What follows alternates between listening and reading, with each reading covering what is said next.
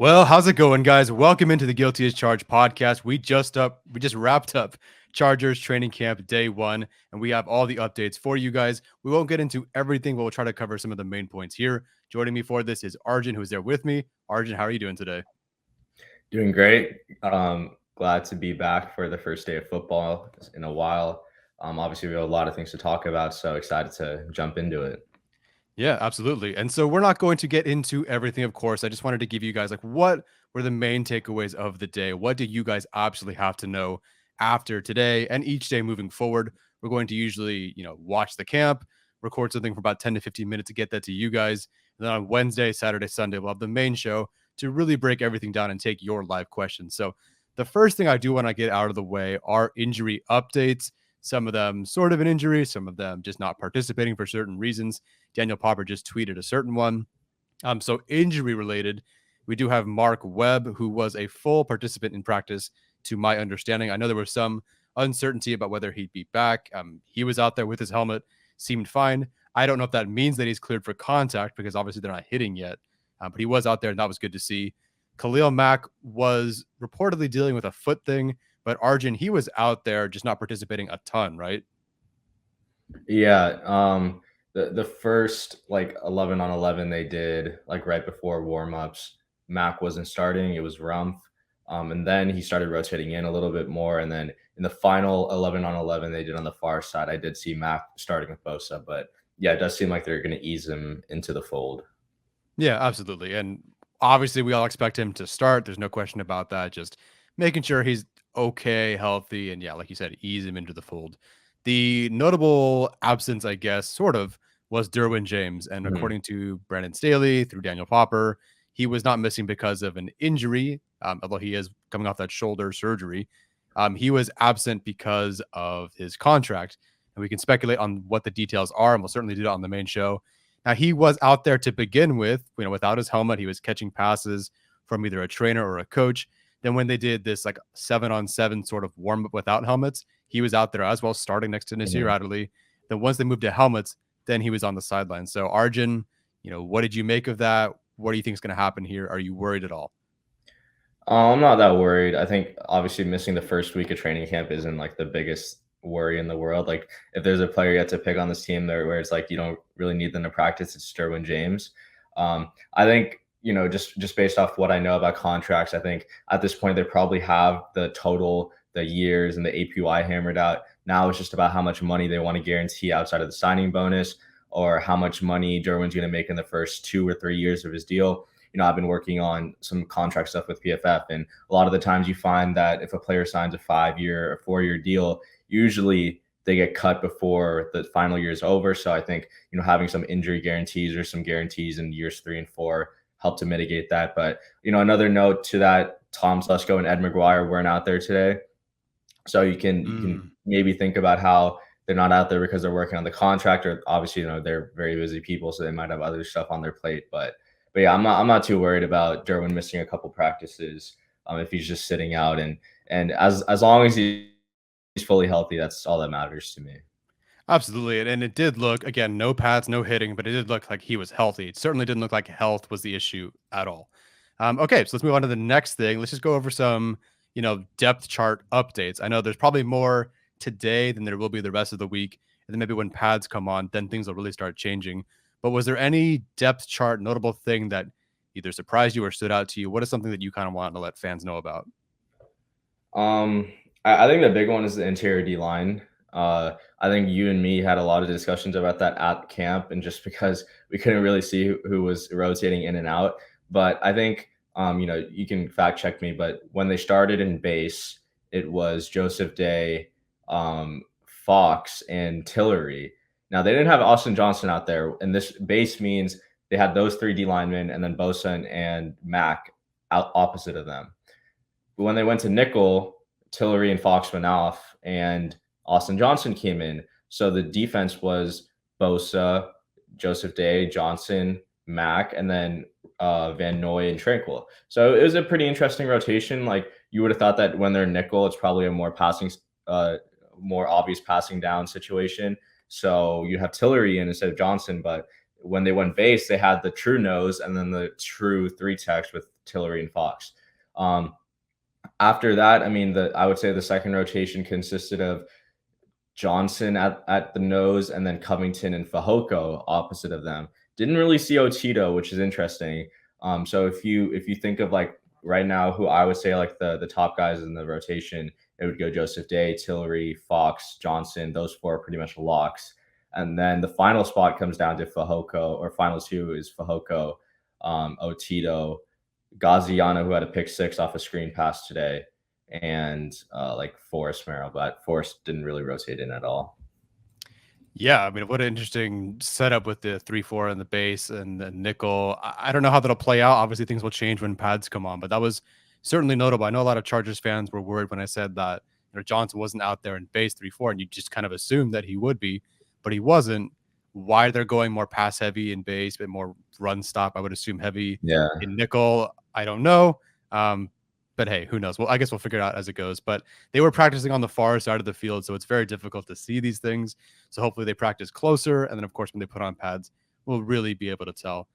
For those who are obviously wondering, Pipkins and Norton did rotate. That's not a surprise there. Although I believe they rotated at right tackle. And of course, Slater started at left tackle. There was a point where Norton would rotate into right tackle and Pipkins would be left tackle. So I think that to me, it kind of feels like Pipkins has more of a role on this team right now, both as a potential starter rotating and at the worst as your swing tackles. I feel like he has more value there, but it could just be speculation. Again, no pads day one, whatever. The notable, really depth chart thing was the running back rotation, which was very clearly and definitively Austin Eckler with the starters, then Joshua Kelly, then Isaiah Spiller. That order itself does not mhm, surprise me because, Kelly's was there, with Jackson gone, is now their RB2 based on, seniority. And the fact that they did invest something in him, it's no surprise to me that Roundtree's after that and Spiller having to work into RB2 if he does. No surprise to me. The real surprise was that after that trio, it was a complete cutoff after that. Like I did not see much of Roundtree, Marks, Brown. If they were involved, I think it was maybe Roundtree on a couple of plays, but for the most part, it was three running backs. Now, to me, that kind of signals that you're going to go with three running backs and a fullback. By the way, Gabe Neighbors was starting today, but of course, we sort of expect that to change with the weeks. I don't know. I think there's a real strong chance based on what they showed today that they're going to go with three running backs and a fullback. Arjun, what do you think about that? And do you think Roundtree even has a shot at this point? No, I think I agree with you. I think they're going to go three running backs, one fullback. I wouldn't if they do that. I would want Roundtree to be the odd man out, and obviously wish them the best. But at Sure. this point, I think Kelly's probably a better fit with Spiller and Eckler. The other part about Roundtree is he fumbled today, like without pads and Yeah. everything. Right? Like that, obviously it's only day one, but that is never going to help your case. And so, I wasn't a huge fan of the Roundtree pick at the time. It just didn't really make sense why they would go after another slow dude, but he just had a ton of volume and yards in college. So yeah, it's gonna be interesting to see how that position battle plays out. To me, Kelly was RB2 based on how he rotated in, but again, Yeah. it's only day one, and like every other position, it was the vets starting over the rookies, and we could talk about safety as well. Yeah, absolutely. If you want to talk about safety, you can. Alohi Gilman was starting over JT Woods. Not a surprise there, right? So far. No. Yeah. And when they were in the 7-on-7 without the helmets, it was Derwin and Naz, and then Alohi rotated in. When I was watching, it seemed like JT was playing in the back half of the field more than he rotated down. Mm, Um, Obviously, it's kind of tough to follow that when you're trying to like see who's on the field and stuff, but right. it did seem like he was playing the deep part of the field a little bit more. Um, but yeah, safety seems like a pretty like we kind of know how everything's going to play out eventually at the end.